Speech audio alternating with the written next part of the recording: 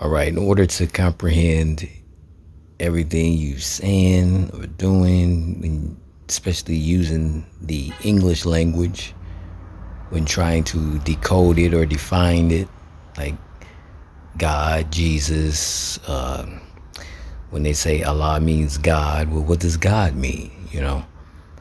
In order to comprehend the language, you have to go to the root of the language. So that's finding out where English came from. What's the first form of English? So when you trace back English, the Anglo-Saxons created English by using Latin. How do we know? Well, the first form of English was called Old English Latin. You see that? Old English Latin. So now that you see that Old English Latin is here, right? That tells you that English came from Latin. 24 letters. They didn't include the G because the Greek was hidden, and the J isn't there because there was no J. So it was 25 letters. But the G, once again, ga, the G, it was hidden. So they had 24 letters, right? The G, the Greek is hidden because the Greek is behind this whole thing. Greca. Now, we're going to get into that later, but first we got to comprehend the English. Where did the English come from? All right, so you got Old English Latin. So now that you find out that English comes from Latin, you got to find out where Latin comes from. So you got different forms of Latin. One of the famous ones is Vulgar Latin. Then you go back to its first form, which is Classical Latin. That's all Romans. So where did the Romans get it from? Well, there you have Vetu Latina. Vetu Latina. That comes from what they call Latin America. Right here in Ame-Rica, America. This is where they get Latin from. The one that they call the black woman, and the reason why I say the one they call the black woman is because she's the only one that they call black. Her and her son that they call the black man. They're the only ones that they call black. Everyone else is known by their tribal name or, but the ones that call themselves black, colored, Negro, African American, those are the ones that's from here, originated from here. They migrated from the east. The women was here first, and they started in the east where Asia. So all the lands was Asia, what they call Asia. Aza in Latin or Latina, Vetu Latina, it's what they call the altar. So when every time they talk about the altar, they're actually talking about the land. So people are creating altars, they're just creating pieces of the land, but the whole altar is the land. So when you give to the altar, you're supposed to give to the land. You see that? The women was here first. They're from the east. They first incarnated themselves in this physical form in the east. As the mothers then started to have daughters, the daughters migrated to North America. Now, when they were communicating with pictures, which is called hieroglyphs. Pictures is like a thought. You picture something. That's a thought. When deity created trees, all it was a thought. They didn't say, let's create a tree. They just thought of how a tree would look. Bling, it's here. Let there be light. They didn't think of how a light, with the name light, they just thought of how the light looked. Blink. So that's where your hieroglyphs come from. As the daughters migrated to North America, this is in your chapter 47 book of your Holy Quran, Circle 7, if you will, of the Moorish Science Temple of America. When they migrated to North America, they then birthed the first man. So the first man came into physical existence by the one that they call the black woman. And this is why they call it the greatest story, because she birthed the first man into physical form. If you look at Revelation chapter 12, that story tells it. I saw a great sign in heaven. Now, in order to comprehend what heaven is, you have to look at Genesis when they said the firmament. And in the firmament, they placed the sun and the moon and the stars, and they were for seasons, days, months, and years, right? And they called the firmament heaven. So heaven isn't a place where you die and you go to. It's actually where the sun, the star, the moon, they're for seasons. It's signs, the zodiac signs, the 4 seasons, the 7 days, the 12 months, you see? And that brings in the year. So when they birthed the sun in Revelation chapter 12, when they birthed the sun, they had to communicate with the sun. Because remember, they were communicating with pictures, hieroglyphs.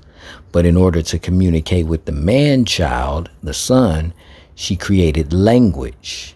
And this is where you get spelling from. This is why when they take you to school, they say, we're going to teach you spelling words. Spelling words, spells. You can either cast good or bad spells, but spells translate to incarnation, basically incarnate into the flesh. So whenever you speak a spell, you speak it into physical existence. That's what the language is about. So when she used the Vetu Latina to speak to him and bring him forth. So that's why he was the greatest sign, because he's the first man child. Then as he, we'll go into deeper history with that, but let's stick with the language first. So with the language as she created it for him, if you look at the structure of North America, Central America, and South America, the North would be the mother, the Central would be the umbilical cord, and the South would be the son. So the languages in the South, the Central connects the mother to the son, and the North had the gold. So if you look at the spelling of the words, the spelling, Ame, A-M-E, means love. Rica, R-I-C-A, means rich. Ame-Rica, you put it together, that's where you get America, A-M-E-R-I-C-A. But that's actually 2 words in one. Ame-Rica. Ame means love. Rica means rich. So she's rich because she's love. And this is your story that they get of Jesus. You see, the birth without a man. As you say the word God. Okay, let's get into the language first, then we'll go into the history later. But let's get this language down first so you can comprehend the history. When you say God in Vetu Latina, even Latin, God means Deu. Of course, the Romans say Deus. They added the S on there. They close it off. Everything is ended in A-E-I-O or U, which is A-E-I-O-U. They close it off by putting the S, Deus. That makes Zeus. So Deu means deity. So whenever you say God, you're saying deity. Iesu. They put the S on it, so it's Jesus, meaning once again, Zeus. It brings you right back to Zeus. So the I, Iesu, represented intelligence. The I represents intelligence. I is ego. They call it ego, but it's ego, which is self, myself. Yourself. So you're intelligent when you're being yourself. When they say, follow me, I'll teach you to be fishers of men. That's what this whole J is about. That's why they brought the English language to create the J. The J is where they put the fish hook on the I, the fish hook on the, so if you take the letter I and you put a fish hook at the bottom, that's where you get the J. They're fishing for your intelligence. Follow me, I'll teach you to be fishers of men. Men, M-E-N-S, in Latin or Vetu Latina means mind. So follow me, I'll teach you to be fishers of mind. They're fishing for your mind, your intelligence. That's why they're creating artificial intelligence. So when you speak of this spirit, when they talk about the spirit, the Holy Spirit, that's spiritu. Of course, they put the S on it, spiritus, Zeus again, but spiritu is the breath. The breath is spirit. The thought is the mama. That's wisdom. She knows everything. She's the thought. She thinks things into existence. The Papa, or let's say Papi Deo, that's the father deity. He's the action. That's why if you look at the scroll of the seventh seal, they have your real three trinity, which is breath, thought, and action. And they said the universal breath, the thought of heaven, and the fire of heaven. The universal breath, that's the source of all life. That's your most high. That's what you breathe. That's in you. The thought that leads you to all truth. They tell you, hey, don't do that, and you do it. And something told me not to do that. That was Mama Dea. That was the mama telling you, don't do that. She knows everything. That's why she's telling you, connect with her. So that's the thought. And then the action is the fire. The action, that's the Papi Deo. So when you're able to do something, or you like, I ain't got no energy to do this, or I ain't got no, that's your fire. What drives you? The fire that burns inside of you. You see, that's that light that they're talking about. So the universal breath is the source of all life. The mama is the thought. The father is the action. All this is inside of you. You have breath, you have thought, and you have action. Without thought, you can't have action. Without breath, you can't have thought or action. So the breath is the source of all life.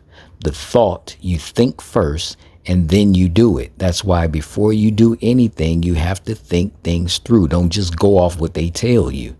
So this is the form of the language. Now we're going to go back. We're going to come back later and go into the history. Until then, study this so that you can catch on to what is being said, so that you don't be bamboozled, because they're fishing for your mind. And remember, they only created English to bring in the J. Also remember, once again, the G was hidden, but don't worry about the G yet. That's Greco. We're going to get into that later. The whole purpose was to bring in the J. It was 25 letters. Of course, Old English Latin had 24 because the G is hidden, but it was 25 because the G is there. Greca is there. She's just hiding. But 26 is when they added the J. That's when they created modern day English. And that was the whole purpose of creating English, to put the fish hook on your intelligence. Now we're going to get into the history later. Until then, keep studying.